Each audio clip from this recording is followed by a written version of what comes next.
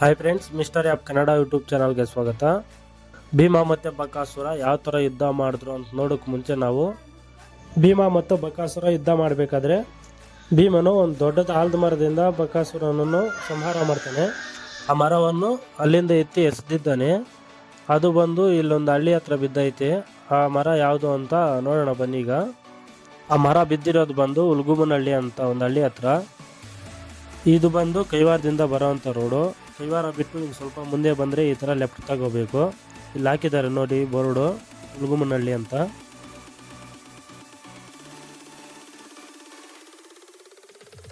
ಹಿಂಗೆ ಹೋಗ್ಬೇಕು ನಾವು ಇವಾಗ. ಹೋಗೋಣ ಬನ್ನಿ. ಈ ಮರ ಬಂದು ಜಾಸ್ತಿ ಜನಕ್ಕೆ ಗೊತ್ತಿಲ್ಲ. ಕೆಲವರು ಗೊತ್ತಿರೋರು ಬಂದು ಈ ಕೈವಾರಕ್ಕೆ ಬಂದಾಗ ಇಲ್ಲಿಗೆ ಬಂದು ನೋಡ್ಕೊಂಡು ಹೋಗ್ತಾರೆ. ಆದರೆ ಜಾಸ್ತಿ ಜನ ಬರಲ್ಲ. ಅಂದರೆ ಒಂದು 100%ಅಲ್ಲಿ ಒಂದು 5% ಜನ ಅಷ್ಟೇ ಬರ್ತಾರೆ ಇಲ್ಲಿಗೆ.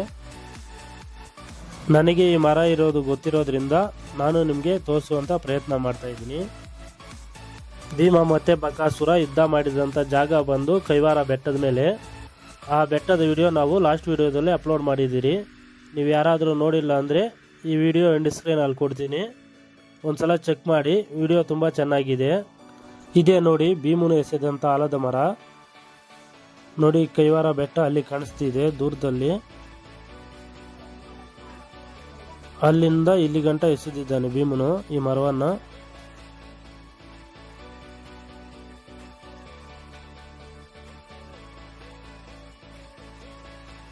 ಈ ಆಲದ ಮರ ರಿವರ್ಸ್ ಅಲ್ಲಿ ಬಿದ್ದು ಮತ್ತೆ ಚಿಗಿರಿ ಇಷ್ಟು ದೊಡ್ಡ ಮರ ಆಗೈತೆ.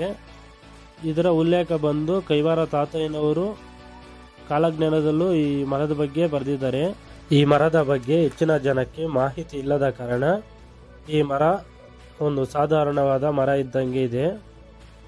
ಇದುವರೆಗೂ ನಿಮಗೆ ಈ ಮರದ ಬಗ್ಗೆ ಗೊತ್ತಿಲ್ಲ ಅಂದರೆ ಈ ವಿಡಿಯೋ ನೋಡಿ ನಿಮಗೆ ಈ ಮಾಹಿತಿ ಗೊತ್ತಿದ್ರೆ ನೆಕ್ಸ್ಟ್ ಟೈಮ್ ನೀವು ಯಾವಾಗಾದರೂ ಕೈವಾರಕ್ಕೆ ಬಂದಾಗ ಒಂದ್ಸಲ ಈ ಮರ ನೋಡ್ಕೊಂಡೋಗಿ. ಉಲ್ಗುಮನಹಳ್ಳಿ ಅಂತ ಈ ಹಳ್ಳಿ ಹೆಸರು ಕೈವಾರ ಪಕ್ಕದಲ್ಲೇ ಬರುತ್ತೆ.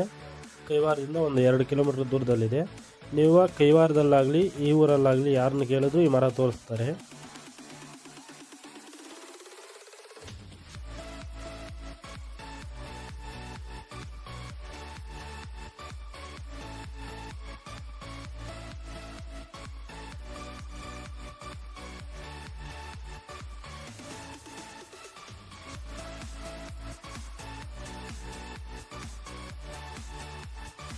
ಫ್ರೆಂಡ್ಸ್, ಈ ಮಾಹಿತಿ ನಿಮ್ಗೆ ಇಷ್ಟ ಆಗಿದ್ರೆ ವಿಡಿಯೋಗೆ ಒಂದು ಲೈಕ್ ಮಾಡಿ.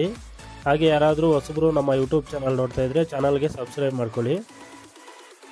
ಬನ್ನಿ ಈಗ ಭೀಮಾ ಮತ್ತು ಬಕಾಸುರ ಯುದ್ಧ ಮಾಡಿದಂಥ ದೃಶ್ಯಗಳನ್ನು ನೋಡ್ಕೊಬರೋಣ.